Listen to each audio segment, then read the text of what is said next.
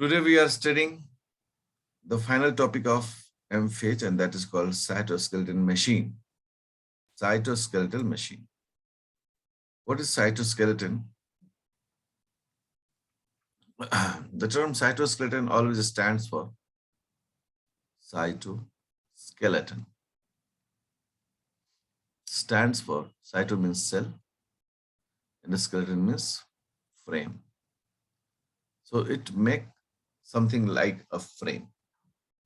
Okay. So how does this cytoskeleton work in the cell?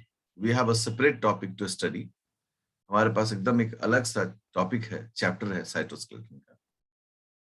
But हम कहते हैं कि साइटोस्केलेटन वो हिस्सा है जिससे सेल ऑर्गेनेल मतलब जो मूवमेंट होता है, मूवमेंट ऑफ सेल ऑर्गेनेल्स, ये साइटोस्केलेटन मेंटेन करता है. Shape of cell of the cell, तो ये भी जो है साइटोस्केलेटन मेंटेन करता है.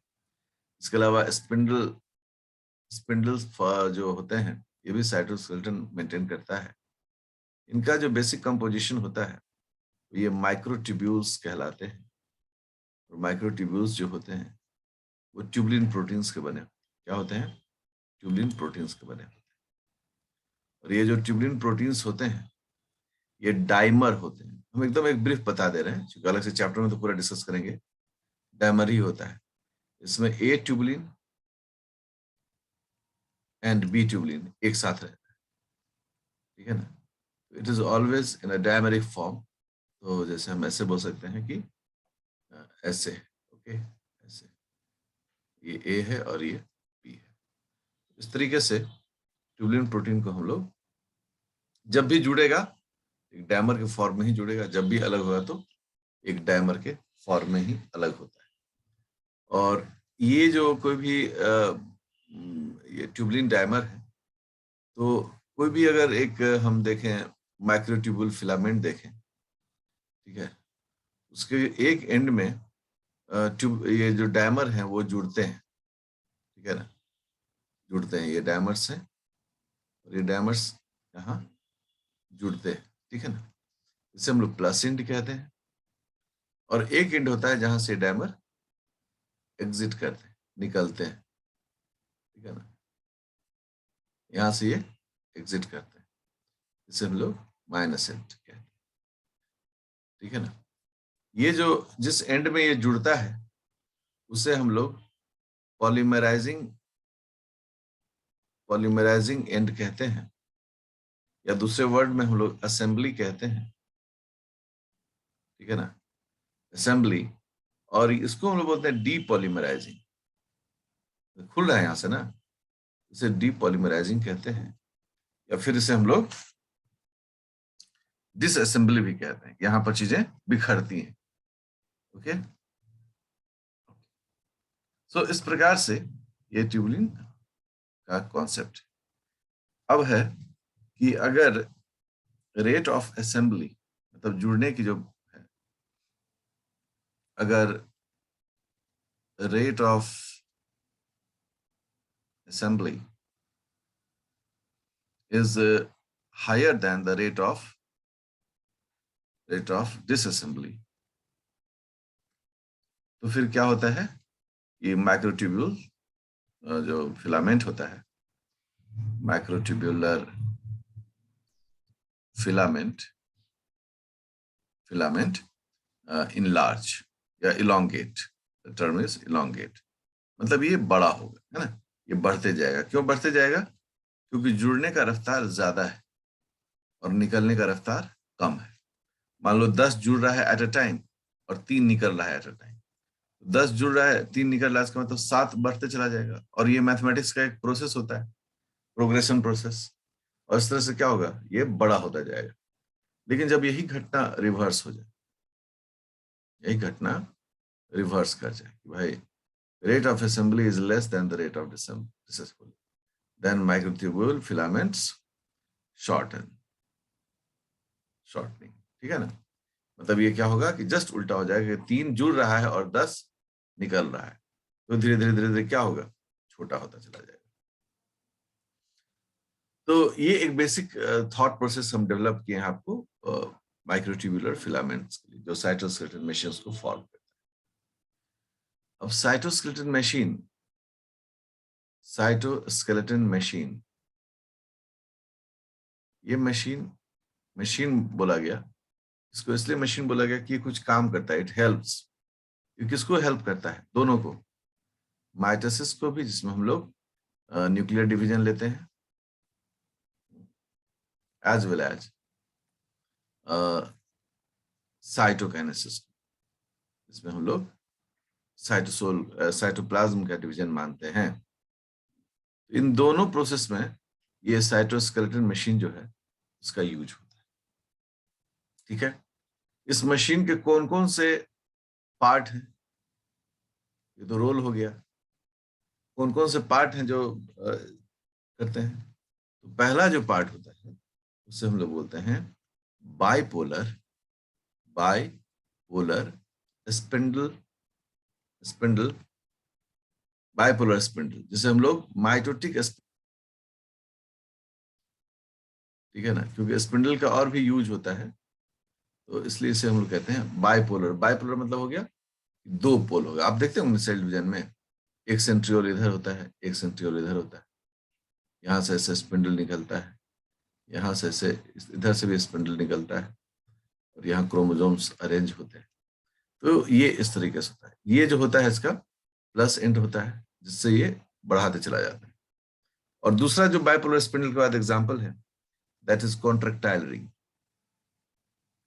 जो साइटोकाइनेसिस में पार्टिसिपेट करता है। कॉन्ट्रैक्टाइल रिंग ये एनिमल सेल में पार्टिसिपेट करता है, प्लांट सेल में तो सेल वॉल का ही बीच में फॉर्मेशन हो जाता है।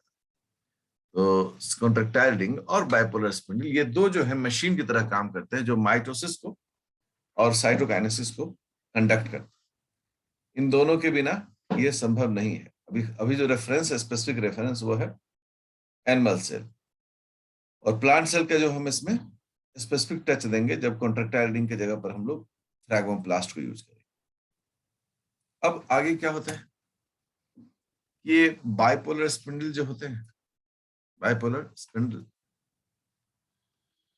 ये एक सेंट्रियोल होता है, और वहां से ये इस तरीके से निकलते हैं और फैलते हैं। तो ये जो स्पिंडल है, स्पिंडल फाइबर,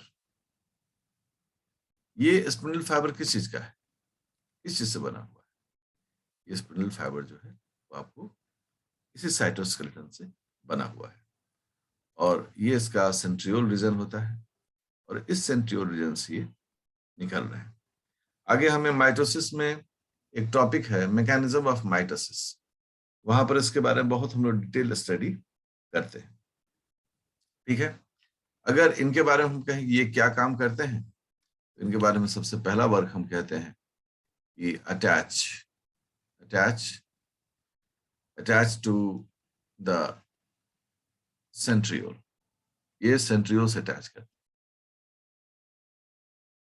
हैं, sorry, centromere, centromere of the chromosome, ये क्रोमोसोम के सेंट्रोमियर रीजन से जुड़ते हैं। ठीक है, और वहां पर क्या बनाते हैं? ये काइनेटोकोर, काइनेटोकोर वहां पर फॉर्म करते हैं।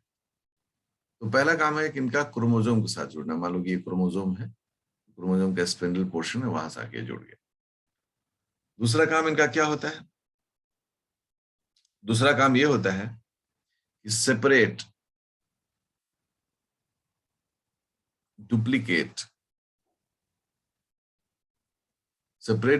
chromosomes during anaphase.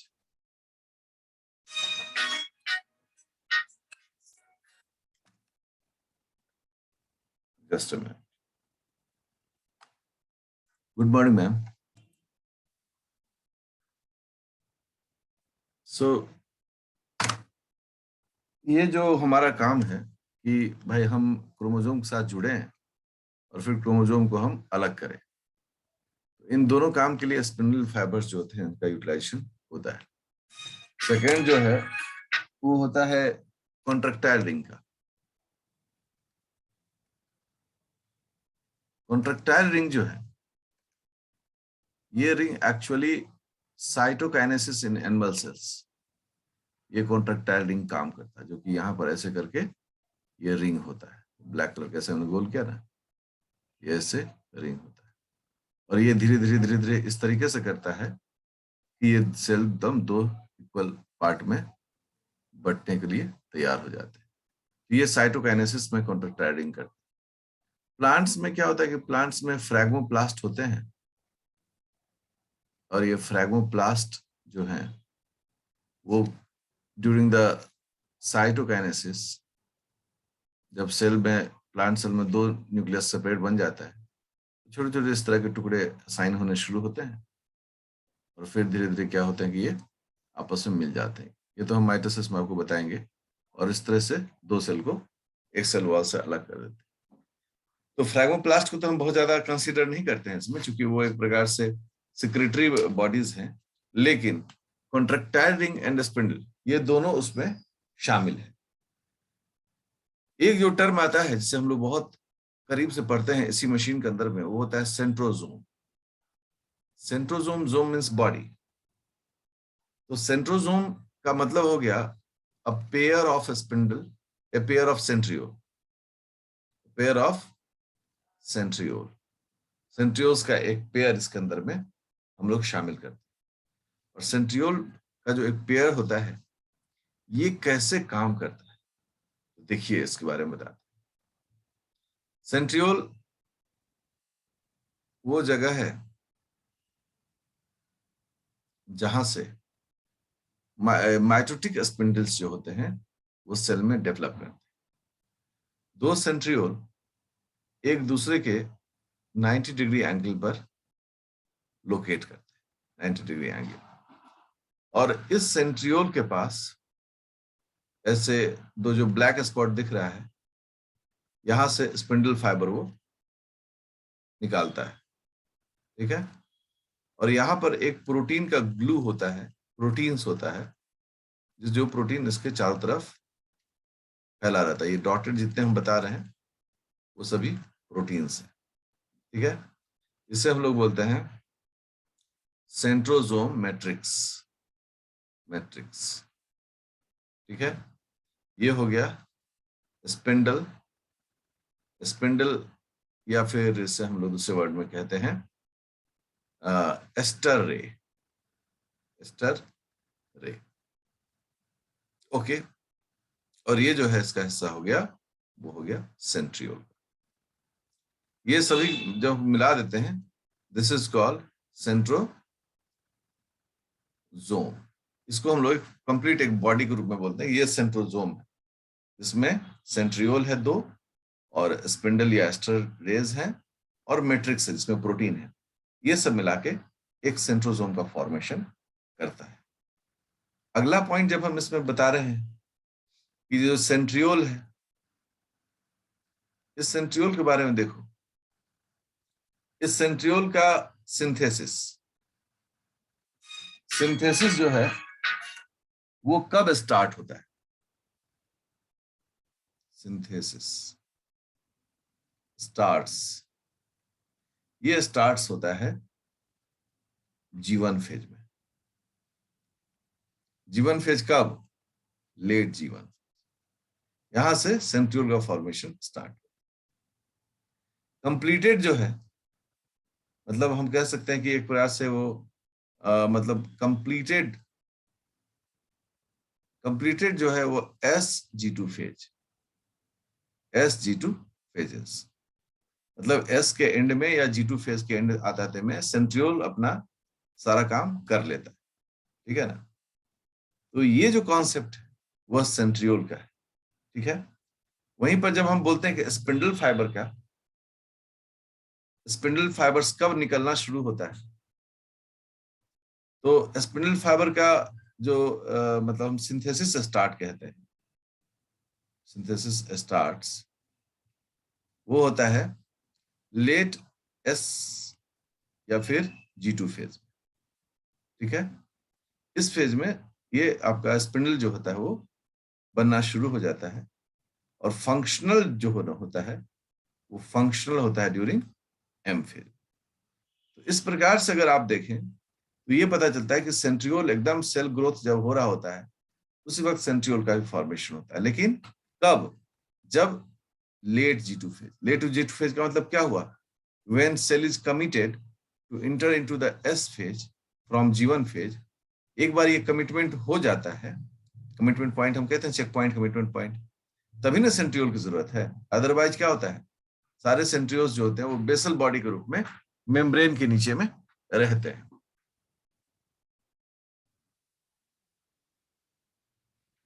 तो अब क्या हुआ कि जब G1 फेज होता है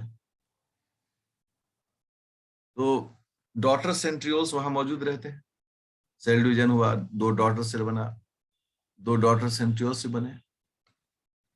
जैसे ही एस फेज में इंटर करता है, ये सेंट्रियोल्स भी जो है वो क्या होते हैं, रेप्लिकेट होते हैं। अब दोनों बिखर गया, अलग हो गया, एक ये भी अलग हो गया और ये भी अलग हो गया, और उसके बाद ये इससे ठीक एक सेंट्रियोल पेयर्स जो है उसका फॉर्मेशन हो गया, और इससे भी एक सेंट्रियोल पेयर्ड फॉर्म में बन गया।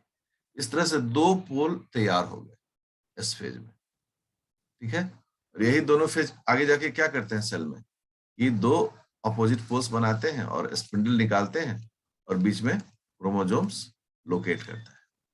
इसकी भी तैयारी जो होती है वो इसी प्रकार से देखी जाती है। अब है क्या कि जो मैट्रिक्स है, मैट्रिक्स किन चीजों से बना हुआ है? तो मैट्रिक्स में सबसे पहला पॉइंट जो होता है वो होता है microtubule, tubule dependent dependent motor proteins, ठीक है ना, माइक्रोट्यूब्यूल डिपेंडेंट मोटर प्रोटीन्स। दूसरा होता है क्वाइल्ड क्वाइल प्रोटीन्स, अलग अलग काम करना है साहब, क्वाइल्ड क्वाइल प्रोटीन्स हो गए। तीसरा जो होता है स्ट्रक्चरल प्रोटीन्स होते हैं इसमें, मैट्रिक्स में, जो उसको स्ट्रक्चर बनाने में मदद करते हैं। चौथा जो होता है वो होता है सीडीके। अब सीडीके जो होगा वो अलग अलग समय पर अलग अलग होता है, तो सीडीके सिस्टम्स लिख देते हैं हम लोग, ठीक है। पांचवा पॉइंट जो होता है वो होता है गामा ट्यूबुलिन रिंग कॉम्प्लेक्स, है ना। तो इस तरह से कई तरह के प्रोटीन्स जो हैं वह मिलकर क्या बनाते हैं, वह मिलकर मैट्रिक्स बनाते हैं। अगर आप सेंट्रोजोम को देखते हैं तो सेंट्रोजोम में क्या है कि सब कुछ बड़ा ही पर्टिकुलर वे में है। सेंट्रियोल है, मैट्रिक्स है, सेंट्रियोल से निकलने वाला स्पिंडल फाइबर है, और इस प्रकार से ये सभी जो है यह मदद करते हैं माइटोसिस। तो अगर माइटोसिस के बारे में हमें एंटर करना है तो हमें इन चीजों के बारे में थोड़ी सी जानकारी हासिल करनी चाहिए थी, इसलिए आपको ये एम फेज बताया गया है। It's a very short topic in the book, ये बुक में बहुत ही छोटा सा टॉपिक होता है, बट जब हम इतना सारा कुछ जान जाएंगे तभी ना फिर हम आगे बढ़ सकते हैं कि भाई क्या है नहीं है। अब जैसे देखो, एक टर्म हम लोग बोल रहे हैं स्पिंडल माइक्रोट्यूब्यूल। आपने देखा होगा कि मैंने इसमें लिखा था एम स्पिंडल, मतलब माइटोटिक स्पिंडल। तो ये आपके मन में आएगा कई बार कि क्या सर ये जो स्पिंडल माइक्रोट्यूब्यूल है ये कहाँ बनता है, कैसे बनता है, किस प्रकार से बनता है और क्या इसका नाम होता है, ठीक है। तो देखो स्पिंडल माइक्रोट्यूब्यूल जो होता है जब ये इंटरफेज में होता है, मतलब जीवन साइकिल वाइकिल में, इसका नाम बदल जाता है। इसका नाम क्या होता है? Cytoplasmic microtubules. और उस वक्त इसका काम भी बदल जाता है और इसका जो मतलब ओरिएंटेशन होता है वो सब कुछ बदला रहता है। जैसे ही प्रोफेज आया, मतलब एम फेज में जैसे ही इंटर करता है तो पॉलीमराइजेशन शुरू हो जाता है, हम पॉली लिख देते हैं, ओके। और यहां पर इसका नाम पहली बार आता है कि अब ये स्पिंडल माइक्रोट्यूब्यूल के नाम से जाना जाएगा। देखिए वक्त जगह बदलने से और काम बदलने से कैसे व्यक्तियों का नाम बदलता है। फिर प्रोफेज हो गया, मेटाफेज हो गया, ठीक है, मेटाफेज हो गया, एनाफेज हो गया। अब एनाफेज में क्या होता है, डीपॉलीमराइजेशन शुरू हो जाता है, जहां डीपॉल लिख देते हैं, डीपॉली लिख देते हैं, डीपॉलीमराइजेशन। फिर टेलोफेज हो गया, और लास्ट में इंटरकाइनेसिस या इंटरफेज, जिसको हम लोग बोलते हैं इंटरफेज। तो यही एक साइकिल है पूरा, इंटरफेज से शुरू किया, इंटरफेज पर पहुंचे। मेटाफेज में भी इसको स्पिंडल माइक्रोट्यूब्यूल कहा जाता है, एनाफेज में भी इसको स्पिंडल माइक्रोट्यूब्यूल कहा जाता है। लेकिन अब टेलोफेज में भी ये स्पिंडल उस तरीके से नहीं है, इसका नाम होता है मिड बॉडी। स्पिंडल माइक्रोट्यूब्यूल का नाम हो गया मिड बॉडी, और जैसे आप इंटरफेज में इंटर किए तो फिर इसका नाम हो जाता है, फिर क्या, फिर इसका नाम हो जाता है साइटोप्लाज्मिक। देखो साइंस है, साइंस में इन्हीं सब चीजों को हम लोग समझते हैं।